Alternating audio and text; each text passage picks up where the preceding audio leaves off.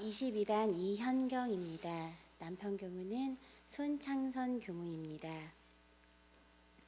대종사님께서는 정전 상시훈련법과 수행품 1장에 공부인에게 상시로 수행을 훈련시키고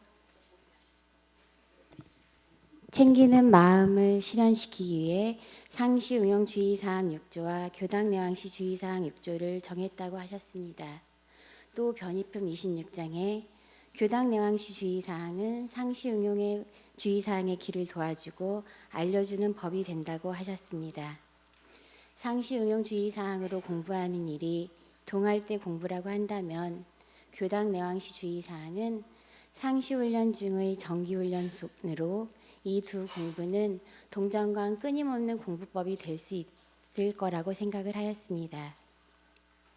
교당 내왕시 주의사항은 원기 11년 발행된 불법 연구회 규약에 처음 소개가 되었습니다. 그 중에 2조는 어떠한 사항에 감각된 일이 있고 보면 그 감각된 바를 별지에 등사하여 교무부의 허가 얻기를 주의할 일이라고 되어 있었고, 지금은 어떠한 사항에 감각된 일이 있고 보면 그 감각된 바를 보고하여 지도인의 감정 얻기를 주의할 것이요 라고 되어 있습니다. 학생법회에 다닐 때 교무님께서 교당에 왜 다닐까요? 라고 질문을 하셨습니다. 교전도 있고 책도 있고 신문 방송도 있는데 집에서 공부하면 되지 왜 교당에 다니냐고 물으시는 질문에 저희는 답을 하지 못하였고, 교무님께서는 혼자 하는 공부는 독선에 빠지기 쉽다고 설명을 해주셨습니다.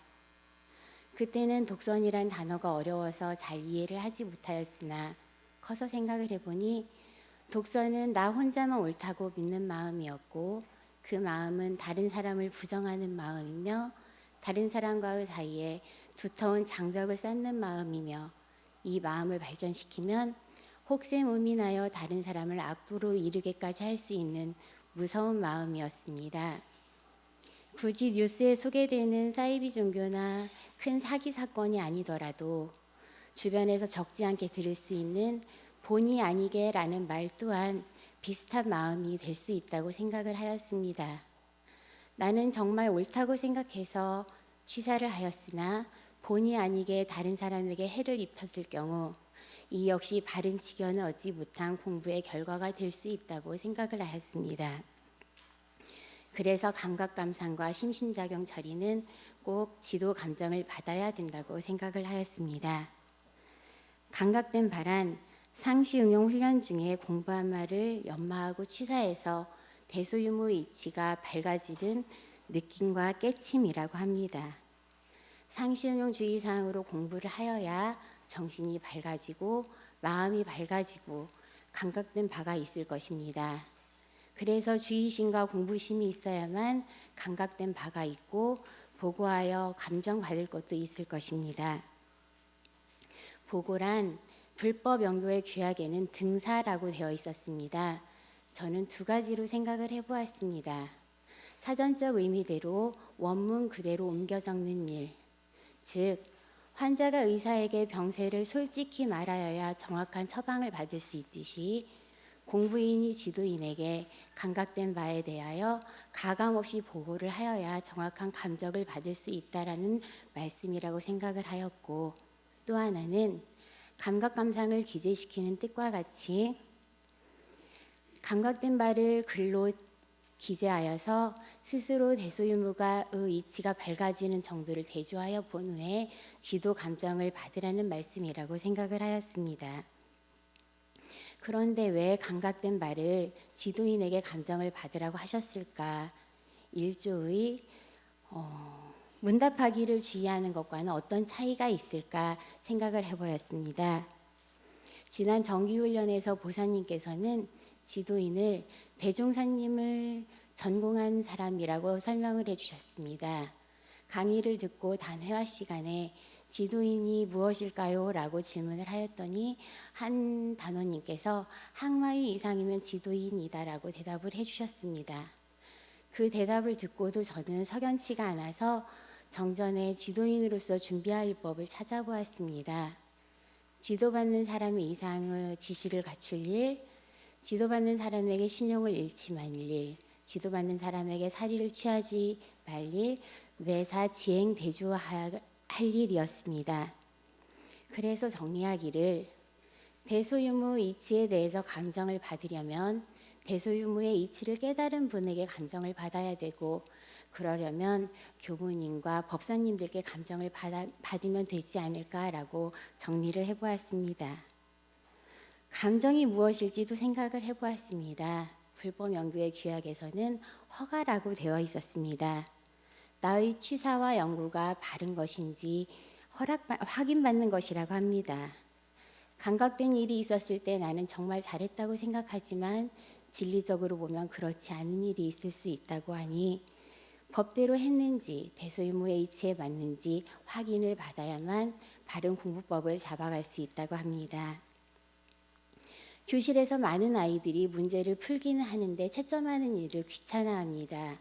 그럴 때면 저는 많은 문제를 푸는 것보다 모르는 문제를 확실히 아는 것이 중요하기 때문에 채점이 꼭 필요하다고 설명을 합니다. 채점을 하지 않으면 오답을 계속 반복할 수밖에 없듯이 지도 감정을 받아야만 바른 길은 더욱 북돋을 수 있고 잘못된 길은 바로잡을 수 있을 것입니다. 초임 발령을 받고 선배님들께서 저에게 해주셨던 조언 중에 하나가 물어라 였습니다. 그래서 저는 열심히 물었습니다. 일을 하기 전에도 묻고 하면서도 묻고 다 처리한 뒤에도 물었습니다. 제가 최선을 다해서 생각해낸 방법이 두세 가지라면 선배님들께서는 그 길들 사이에 다른 수많은 방법들을 보여주셨고 그 중에 최적의 길을 저에게 안내해 주셨습니다. 제가 너무 많이 물어봐서 선배님들 바쁘신데 실례가 되는 것 같아요 라고 말씀을 드리면 물어야 예쁘지 묻지 않고 사고치면 정말로 방법도 없다라고 하셨습니다. 얼마 전 교감님께서 정토님들을 저를 정말 아끼시죠? 저를 아끼셔서 제가 바쁠까 봐 저를 찾지 않으시죠? 라는 말씀을 하셨을 때 그 선배님들 말씀이 생각이 났습니다. 교당 내왕시 주의사항 마지막은 주의할 것이요 라고 끝이 납니다. 늘 염두에 두고 챙기라는 말씀이라고 합니다. 교당에 올 때마다 나는 오늘 이 감각된 바를 감정받아야겠다라고 준비를 해오면 교당에 다녀갈 때마다 의문이 밝아질 것이라고 생각을 합니다. 그리고 법회에 빠지지 않고 참석을 하더라도 문답을 활발히 하면 그렇지 않을 때보다 바른 공부비를 더 쉽게 잡아갈 수 있을 것이라고 생각을 하였고 그러기 위해서는 공부하는 마음이 필수라고 생각을 하였습니다. 경강을 준비하면서 궁금한 점을 찾다 보니 정전이 서로 맞닿지 않는 부분이 없었습니다. 마치 빼곡히 맞물린 그물처럼 느껴졌습니다. 또 공부를 하다 보면 대중사님께서 제시해 주신 쉴 틈 없는 공부법이 엄두가 나지 않을 때도 있습니다. 하지만 정성과 적공으로 계속하다 보면 언젠가는 하나 둘씩 챙기지 않아도 자연스러워지는 데가 있을 것이고 그렇다 보면 그물에 걸리지 않는 바람처럼 편안해질 때가 있을 것이라고 생각을 하며 공부를 하고 있습니다. 항상 마음을 연해주시는 심사시무님들께 감사드리며 지도인의 감정을 구하는 마음으로 경강을 준비했습니다. 고맙습니다.